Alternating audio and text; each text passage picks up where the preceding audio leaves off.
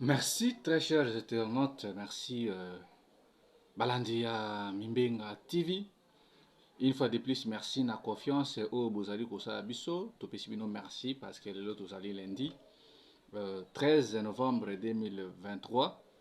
Topesibino merci. Et puis tout na bino vous s'abonner massivement na chaîne de la résistance, chaîne Nabino à combat.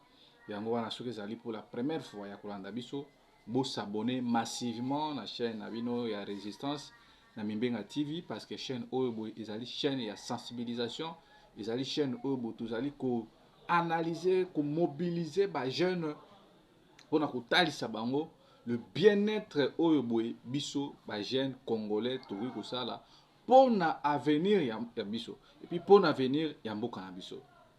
Alors lelo toko analyser ma makambo ebele, mais problème na biso ezali ba kinois boye ba yango que na fin ya mandat ya Joseph Kabila 2016 tobimisaka système moko na église catholique na biso ba résistant à l'époque ya papa Jean Tshisekedi tobandaka kobeta chaque tongo chaque pokwa bamanzanza pona kolakisa ke Kabila manda esili oyebela.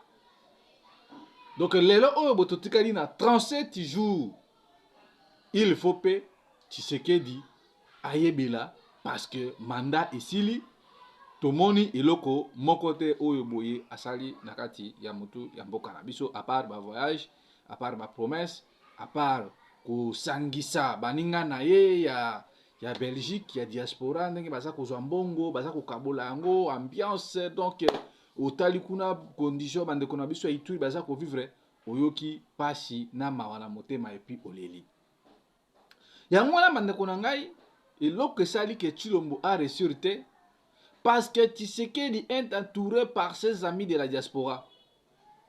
Parce que Tshisekedi azali na bei ya batu oyo boye balingi Congo te balingi kaka ambiance balingi bomengo ya Congo. Parce que en voyant M. Tshisekedi na ye moko boye azali na ligne oyo te atrasaki ke non ba erreur oyo bo bakonzi ya liboso basalaki ba précédent ba prédécesseur na ngai ngana yana bongosa. Mais Félix aye comme indika comme mutu oyo boye akanaka ke soki na koti na bomengo na Congo bomengo ya mboka wana ekoyoka pasi. Tshisekedi aye asali coalition na ye na batu oyo baza ko menacer mboka na biso. Il s'est entouré par les Tutsi. Yango wana ezali ko caractériser échec ya Tshilombo. Lui-même, il dirait qu'il n'avait pas 15 personnes de Kabila Loba. Non, faux et archi faux. Donc, biso baloba congolais, totikali na quelques jours, parce que selon le calendrier électoral à Seni, ezalaki le 19 novembre, il faut propagande et banda, mais le lot tout ça le 13, donc dans une semaine, dimanche prochain, le 19, il faut propagande et banda selon le calendrier électoral. Mais likambu ya pasi na mawa ezali que Seni n'a pas ce pouvoir-là. Il y a convoqué Kobenga ba président, ba candidat président de la République. De fait que Seni a validé qui ba candidat wana tout. Ba kena cour constitutionnelle. Cour constitutionnelle a validé bango. Rien ne sert encore que non président ou bien mutu ya Seni, membre moko ya Seni ou bien bureau ya Seni et convoqué lisusu ba candidat président pona koyebisa bango nini.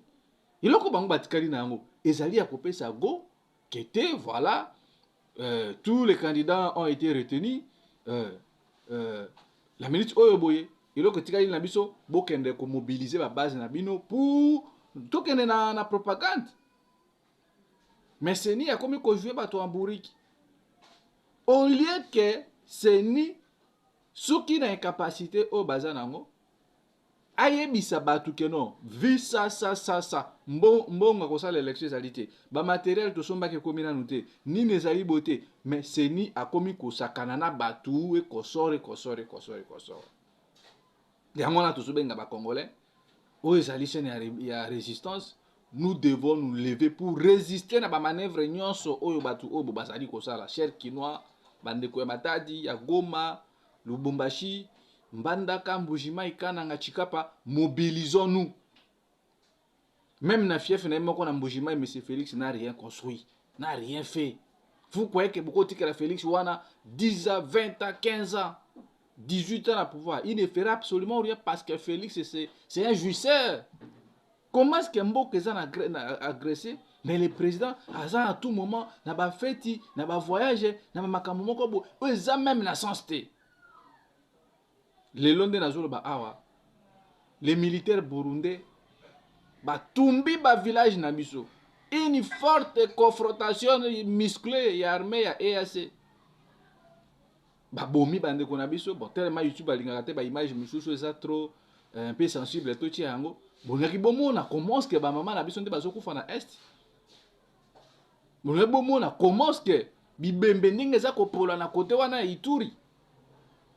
Mais awa na Kinshasa, Félix a sorti des millions de dollars américains pour na kobenga kaka basia ya Barcelone na basia ya Leopard ba ya kobeta nini match. Est-ce que Félix vraiment ça na souci à mboka o? Est-ce que souci vraiment que non avec Chilombo nous pouvons vraiment croire que bande ko na biso ya est ba kovanda na kimia? Un pays agressé, mais vous organisez un match de gala. Match de gala, où écoutez, plus de 2 millions de dollars américains. Mes chers frères, tous à la sérieux. Est-ce que Batu oh baza sérieux? Burundi za ko sasa côté na ekuna na frontière na biso na bango. Uganda ndenge moko, Rwanda na parlons plus. Et puis Paul Kagame a lobby yango ouvertement bi soki kaka kenenge gouvernement congolais na Chilombo za ko saka makamala bango, soki lisasi ya FRDC 4 si na Rwanda. Communauté internationale ko yokamawa. Ndenge zo sele na Israël na Palestine et koza la pire même que Rwanda ko sala na RDC. Tango Kagame za koloba boy parce que il sait que même na kati ya présidence il y a des Rwandais là-bas. Même na kati ya armée na biso il y a des Rwandais généraux qui sont aux commandes. Lelo obo makambo Jean-Marc Kabunda lobaka zaka na raison. C'est l'opulence, c'est la jouissance ndeza ko caractériser régime ya Tshisekedi. Depuis 2022 Jean-Marc Kabunda loba yango alobi batu obo bazana besoin ya kosala glissement prolongé. Na point de presse ya président Jean-Marc Kabunda. On a zo na bana alliance pour ce qui le changement demain sera meilleur. Bon s'abonner aux alliés chaîne na bino à résistance. Même quel que soit Jean-Marc Kabunda dans la prison, enfin il finira toujours par sortir. Parce que Jean-Marc Kabunda avait déjà dit ça. Le président Adolphe Moussoutou avait dit ça. Que tout ça en retard, il y a processus électoral, tokozwa élection, il y a mabé. Jean-Marc Kabunda, alobaka makambo o que non, Tshisekedi, aza ko boto la bakare mini abatu, akomema biso na élection en 2025. Aza na souci teke ya kosala makambo pona mboka et avancer lutte ya papa Etienne Tshisekedi batu obwe ba yeyi koboma combat boluka point de presse ya le 18 juillet 2022 au Jean-Marc Kabunda atali saka na mokili mobimba keno Tshisekedi c'est le mal nécessaire pour la Congo. Tshisekedi c'est un danger, il faut coûte que coûte nous devons nous mobiliser. Il y a un senga na bino balandi ya Mimbenga TV. Bo s'abonner parce que nous devons faire quelque chose. Et puis vous allez voir ces candidats là bazo ya kapé wana kutulu. Oh non to yebo voter biso. Lelo oyobwe ne mona tema bandaki kobela. To tya ko mona te ko no candidat moko songola ko tani mona temi. Mais bino wana bokumbani bokei na Matadi boke na Boma boke na bamboka wana kuna na Congo central. Mais pourquoi pas tant on est mon atemi ça leader ya espace wana bandai kobela. Pourquoi bokenda kuna te botani mon atemi.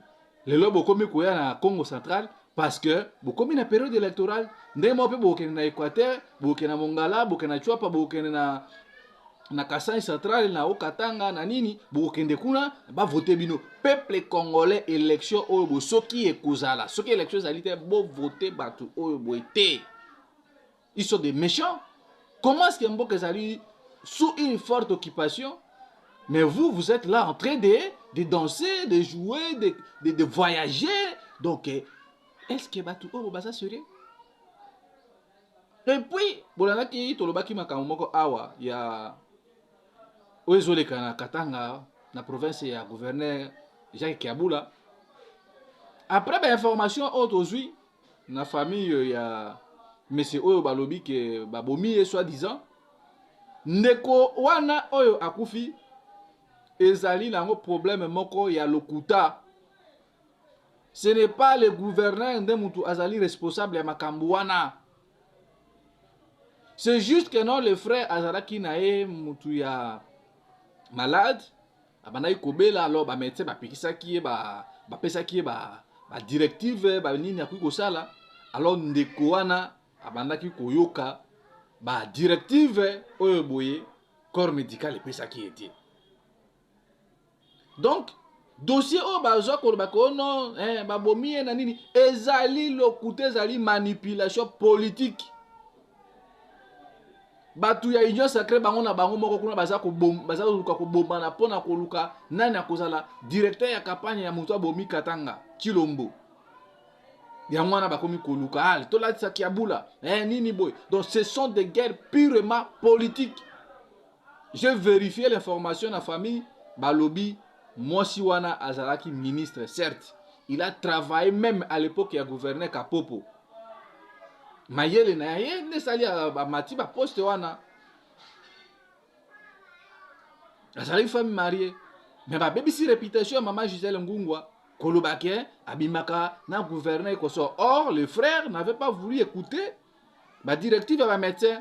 Donc de fait que asalaki moi malaise bakendaki na hôpital et puis voilà ayokaki moi bien mais tango azongi moi changement na nzoto azongeli lisusu ba makambo na ye bandai kosala.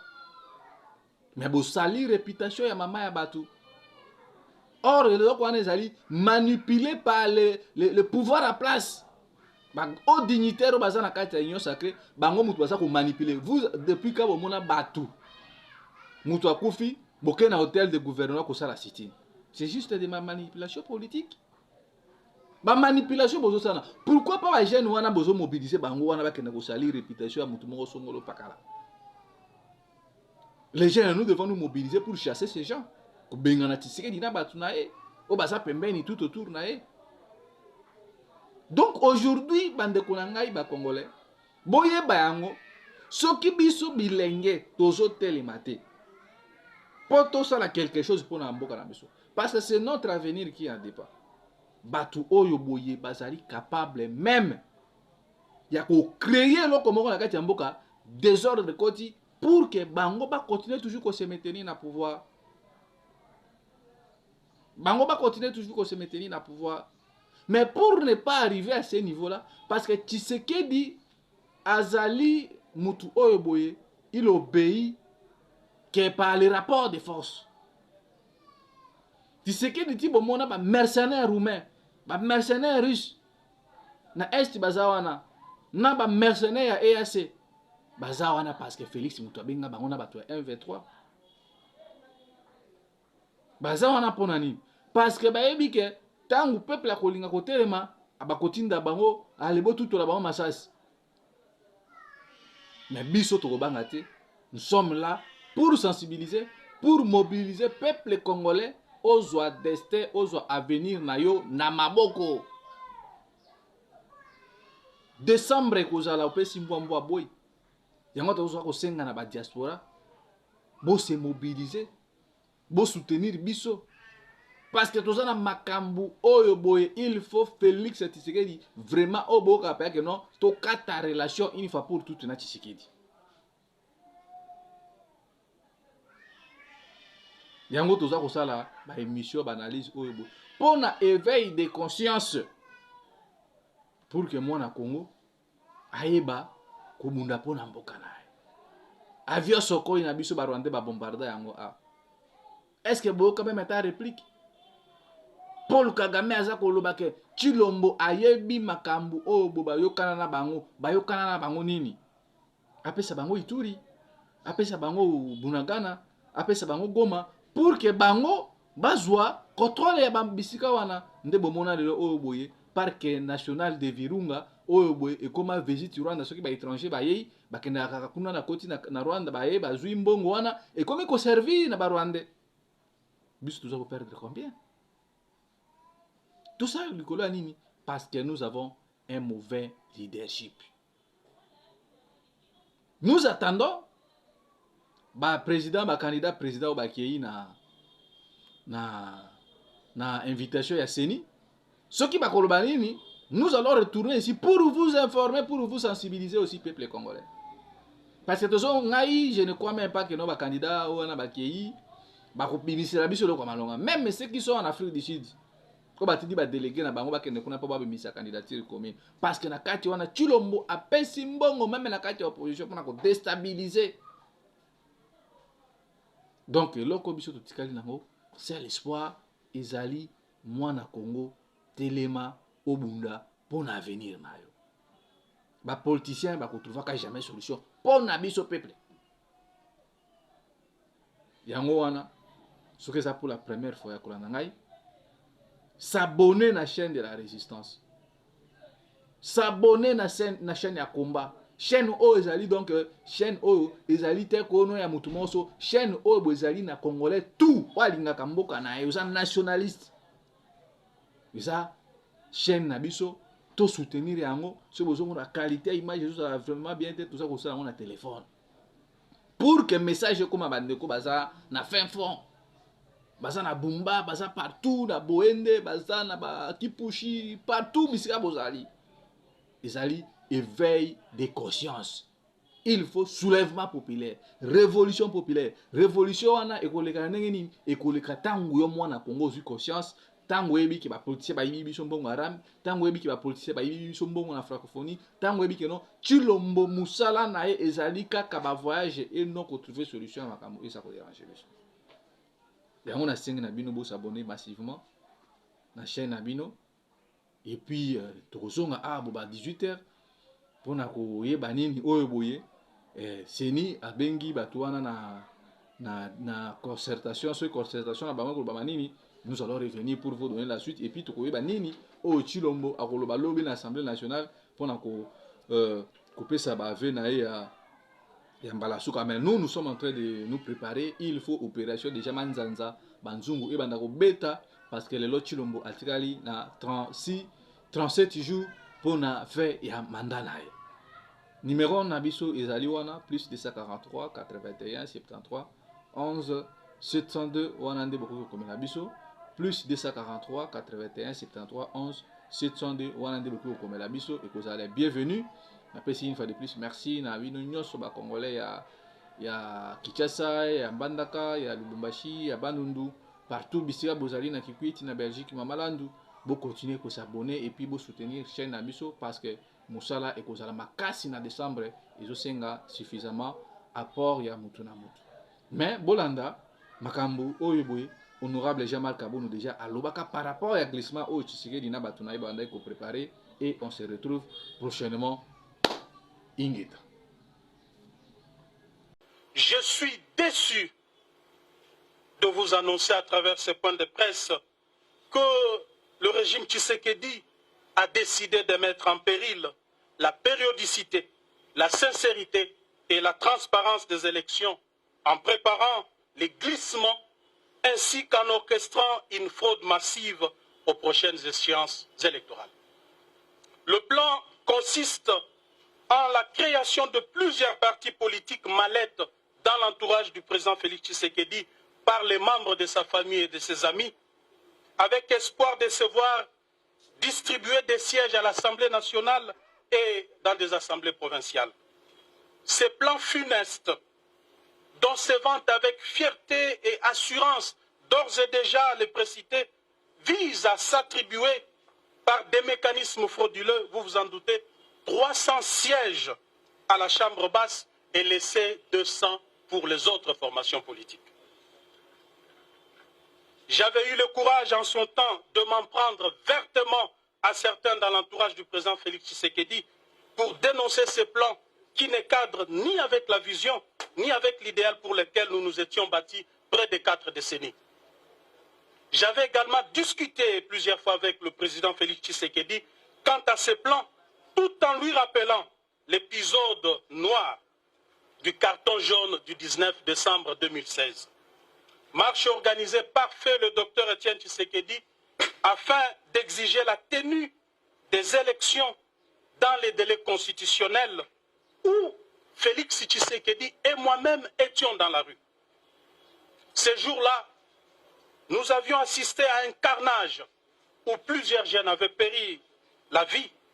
Et le soir du même jour, le siège de l'UDPS avait été plastiqué et 7 personnes y périrent calcinées. Cet épisode sombre de notre histoire commune traduisait non seulement notre engagement à l'instauration d'un État véritablement démocratique, fondé sur les valeurs qui sous-tendent toute société moderne, mais aussi le caractère cosmogonique de notre combat au regard du nombre de victimes enregistrées dans nos rangs que nous considérons à juste titre comme des martyrs de la démocratie. Et j'avais dit au président Tshisekedi qu'elle n'est pas organisé des élections libres, démocratiques et transparentes dans les délais constitutionnels, en dépit du bilan largement négatif, trahirait notre idéal de combat, détruirait le mythe Étienne Tshisekedi et cacherait sur la mémoire de nos martyrs. Eu égard à tout ce qui précède, mes chers amis, vous allez constater avec moi que les divergences de vues et persistantes étaient des tailles entre moi et le président Félix Tshisekedi. C'est comme ça qu'en ces jours, devant vous, je lance un appel au peuple congolais, à tous ceux qui avaient cru dans le combat d'Étienne Tshisekedi, de se mobiliser pour barrer la route à ces régimes des irresponsables jouisseurs qui se définissent comme antithèse du tshisekédisme.